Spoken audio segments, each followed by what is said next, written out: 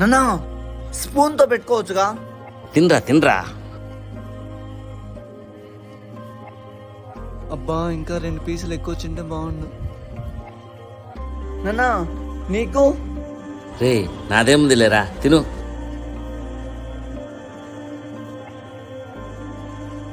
ఒక్క నిమిషం. హలో రే మచ్చా 1000 రూపాయలు పంపిరా, అర్జెంట్ రా.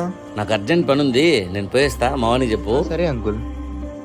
రే మా నాన్న ఆడరా. మీ నాన్నకు అర్జెంట్ పని ఉందని పోయినారా? నాకు తెలుసురా మా నాన్న గురించి. ఛా